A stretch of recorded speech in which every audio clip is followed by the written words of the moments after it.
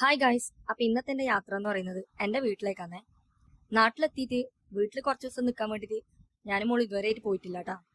അപ്പൊ എന്തായാലും കുറച്ച് ദിവസം ഇനി വീട്ടിലെ കാഴ്ചകൾ നമുക്ക് കാണാം. വൈകുന്നേരം അച്ഛന്റെ ഓട്ടോയിലാണ് നമ്മൾ പോയിട്ടുള്ളത്. അർജുന്റെ വീട്ടിൽ നിന്ന് എന്റെ വീട്ടിലേക്ക് ഒരുപാട് ദൂരമൊന്നും ഇല്ല കേട്ടാ. ഒരു 15-20 മിനിറ്റിനുള്ളിൽ വീട്ടിലെത്താൻ പറ്റുമേ. പോകുന്ന വഴിയിൽ നമ്മളെ കണ്ണൂരിൽ ഏറെ പ്രസിദ്ധമായിട്ടുള്ള കുറച്ച് സ്ഥലങ്ങൾ നമുക്ക് കാണാൻ പറ്റും. അത് നമുക്ക് എന്തായാലും ഈ യാത്രയിൽ കാണാം. ആദ്യം തന്നെ കാണുന്ന സ്ഥലം എന്ന് പറയുന്നത് കണ്ണൂർ മാങ്ങാട്ടുപറമ്പിലുള്ള നീലിയാർ കോട്ടാണ്. ഒട്ടുമിക്ക ആൾക്കാർക്കും ഇൻസ്റ്റാഗ്രാം വഴിയും അല്ല യൂട്യൂബ് വഴിയൊക്കെ ഈ സ്ഥലം പരിചിതമായിരിക്കും എന്നാണ് എനിക്ക് തോന്നുന്നത്. വീട്ടിൽ നിന്ന് വിട്ടാൽ കുറച്ച് ദൂരെ ഇങ്ങോട്ടുള്ളൂ കേട്ടോ. ഇന്നൊക്കെ നല്ല തിരക്കുണ്ട് അവിടെ. അതിന് തൊട്ടപ്പുറത്ത് തന്നെ ആയിട്ട് നമ്മളെ കണ്ണൂർ യൂണിവേഴ്സിറ്റി ക്യാമ്പസ് കാണാം. മുന്നേ ഈടെയാണ് കേട്ടോ കണ്ണൂർ യൂണിവേഴ്സിറ്റി ഉണ്ടായത്. ഇപ്പൊ ഇവിടുന്ന് മാറ്റിയിട്ട് താവക്കരയിലാണേ. ഇപ്പൊ ഇവിടെ ക്യാമ്പസ് മാത്രമേ ഉള്ളൂ കേട്ടോ. അത് കഴിഞ്ഞ് കുറച്ചുകൂടി പോയാൽ നമ്മൾ ധർമ്മശാല എത്തിയേ. ഇവിടെയാണ് നമ്മൾ പോലീസ് ക്യാമ്പ് ഉള്ളത് കേട്ടോ. പണ്ടത്തെ ധർമ്മശാലയൊന്നും അല്ല ഇപ്പൊ ഉള്ളത്. ഒരുപാട് മാറ്റങ്ങൾ ഇവിടെ വന്നിട്ടുണ്ട്. ഇവിടെ ഇപ്പോ മുനിസിപ്പാലിറ്റിന്റെ ബിൽഡിങ്ങിന്റെ പണി നടക്കുന്നുണ്ട് കേട്ടോ.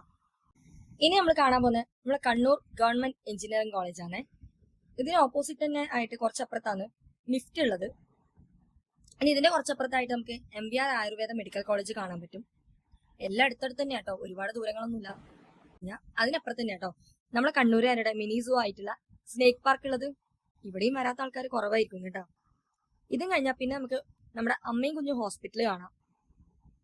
കണ്ണൂർക്കാർക്ക് എന്തായാലും ഈ സ്ഥലങ്ങളൊക്കെ വളരെ സുപരിചിതമായിരിക്കും. ആർക്കും പ്രത്യേകം പറഞ്ഞു കൊടുക്കേണ്ട ആവശ്യമൊന്നും ഉണ്ടാവില്ല എന്തായാലും. പിന്നെ അടുത്തതായിട്ട് നമ്മുടെ കണ്ണൂരുകാരുടെ സ്വന്തം വീഗാലാൻഡ് ആയിട്ടുള്ള വിസ്മയ അമ്യൂസ്മെന്റ് പാർക്കാണ്. വെക്കേഷൻ ആയതുകൊണ്ട് ഇപ്പൊ ഇവിടെ നല്ല തിരക്കാട്ടോ. ഇനി നമുക്ക് കാണാൻ പറ്റുന്നത് കേരളത്തിലെ തന്നെ പ്രധാന ക്ഷേത്രങ്ങളിൽ ഒന്നായിട്ടുള്ള നമ്മളെ മുത്തപ്പൻ ക്ഷേത്രമാണേ. പറശ്ശിനിക്കടവ് ശ്രീ മുത്തപ്പ ക്ഷേത്രം. ഇവിടെ വരാത്ത മലയാളികൾ ശരിക്കും കുറവായിരിക്കും എന്തായാലും.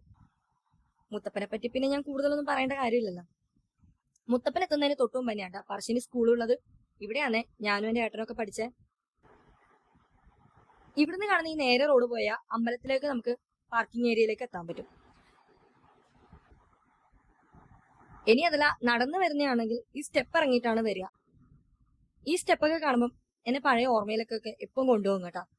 പണ്ട് സ്കൂളിൽ പഠിക്കുന്ന സമയത്ത് മിക്കവാറും ചോറ് കഴിക്കാൻ ഉച്ചക്ക് വരുന്നത് ഇവിടെ മുത്തപ്പന്റെ അടുത്താട്ടാ. വെള്ളിയാഴ്ചകള് എന്തായാലും വരും. അന്നാണല്ലോ നമുക്ക് ഉച്ചയ്ക്ക് കൂടുതൽ സമയം കിട്ടുന്നത്. ഭക്ഷണം കഴിക്കാൻ വന്നാൽ എത്ര ക്യൂ ഉണ്ടെങ്കിലും എത്ര തിരക്കാണെങ്കിലും നമ്മൾ സ്കൂൾ കുട്ടികളാട്ടാ ആദ്യം ചോറ് കഴിക്കാൻ കയറ്റുക. അങ്ങനെ ഫ്രണ്ട്സിന്റെ ഒപ്പം ഒത്തുള്ള ആ വരവും സംസാരവും കളിയും ചിരിയും ഒക്കെ മറക്കാൻ പറ്റാത്ത എപ്പോ നല്ല ഓർമ്മകളാണ് കേട്ടാ. പിന്നെ വല്ലപ്പോഴും ഇടയ്ക്ക് വെള്ളിയാഴ്ച ഉച്ചക്ക് വീട്ടിൽ വരും കേട്ടോ ചോറ് കഴിക്കാൻ വേണ്ടിട്ട്. പറശ്ശിനി പാലം കഴിഞ്ഞാൽ കാണുന്ന ഈ ക്ഷേത്രമാണ് കേട്ടാ ഞങ്ങളുടെ കുടുംബക്ഷേത്രമായിട്ടുള്ള നമ്പ്രം ശ്രീ മുച്ചിലോട്ട് ഭഗവതി ക്ഷേത്രം. മുച്ചിലോട്ട് കാവുകളെ ആദ്യം കളിയാട്ടം ആരംഭിക്കുന്നത് ഇവിടെയാണ്. അതുകൊണ്ട് വളരെ പ്രസിദ്ധമായിട്ടുള്ള ഒരു മുച്ചിലോട്ട് കാവാണ് ഈ നമ്പ്രം കാവ്. വീട്ടിലേക്കുള്ള ഈ വഴിയിൽ നമുക്കിപ്പോ ഒരുപാട് സ്ഥലങ്ങൾ കാണാൻ പറ്റിയിട്ടുണ്ട്. അങ്ങനെ എന്റെ വീടെത്തിയേ. വീട്ടിൽ നമ്മളെയും കാത്തിരി കുറെ നേരമായി ഒരാൾ നിൽക്കുന്നുണ്ട് കേട്ടാ. വേറെ ആരുമല്ല, എന്റെ അമ്മയാണ്. ഇനി അപ്പൊ നമുക്ക് കുറച്ച് വീട്ടിലെ കാര്യങ്ങളൊക്കെ കാണാം കേട്ടോ. അപ്പൊ ഇന്നത്തെ വീഡിയോ എന്തായാലും ഇത്രയേ ഉള്ളൂ. അപ്പോ ബൈ.